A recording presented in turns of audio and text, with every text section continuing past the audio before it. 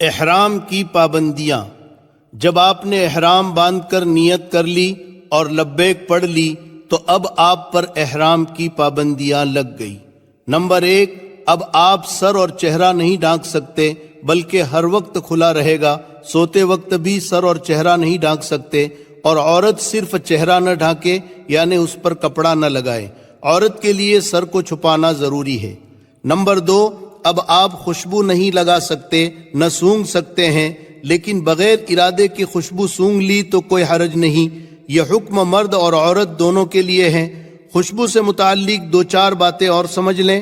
احرام کی حالت میں ٹوتھ پیسٹ نہیں کر سکتے، خوشبو والے صابن سے ہاتھ وغیرہ نہیں دھو سکتے، اسی طرح کچی لونگ الائچی وغیرہ نہیں کھا سکتے، البتہ کھانے میں پکی ہوئی ہے تو کوئی حرج نہیں۔ اسی طرح ایسا کھانا جس میں بہت خوشبو مہک رہی ہو وہ بھی نہیں کھا سکتے۔ نمبر 3، اب آپ اپنے چہرے، سر یا بدن کے کسی حصے کا بال نہیں توڑ سکتے، اسی طرح ناخن نہیں کاٹ سکتے۔ یہ حکم بھی مرد اور عورت دونوں کے لیے ہے۔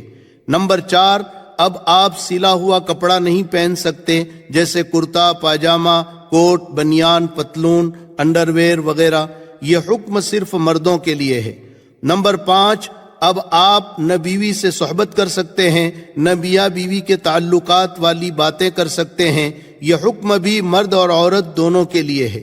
نمبر 6، اسی طرح اب آپ ایسا جوتا نہیں پہن سکتے جو پاؤں کی ابھری ہوئی ہڈی کو ڈھانپ دے۔ جوتا، بوٹ نہ پہنے، سلیپر یا اس جیسی چپل پہنے۔ یہ حکم صرف مردوں کے لیے ہے۔ نمبر 7، اب آپ حرم کی گھاس، پودا یا درخت کی ٹہنی نہیں توڑ سکتے۔ یہ حکم مرد اور عورت دونوں کے لیے ہے، چاہے احرام میں ہو یا نہ ہو۔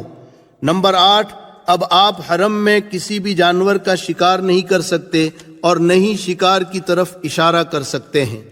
یہ حکم مرد اور عورت دونوں کے لیے ہے، چاہے احرام میں ہو یا نہ ہو۔ یہاں تک کہ اپنے بدن یا سر کی جو بھی نہیں مار سکتے۔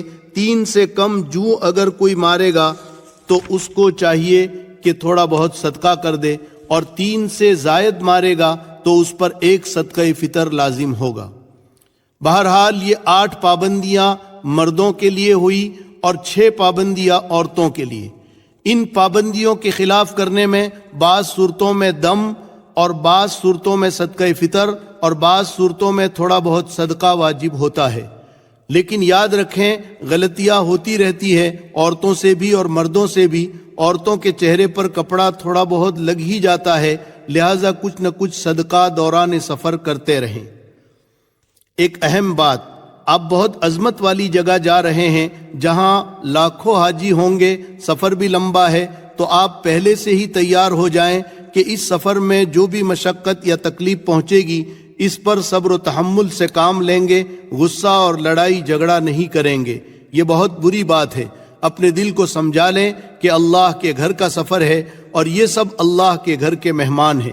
پھر علماء نے لکھا ہے کہ حاجی احرام کی حالت میں جس طرح رہتا ہے اس کی وہ کیفیت موت تک باقی رہتی ہے، لہٰذا لڑائی جھگڑے اور ہر گناہ سے اپنے آپ کو بچاتے رہیں، اور احرام کی حالت میں اپنے آپ کو سنتوں کا پابند بنائیں تاکہ موت تک ہماری یہ کیفیت باقی رہے۔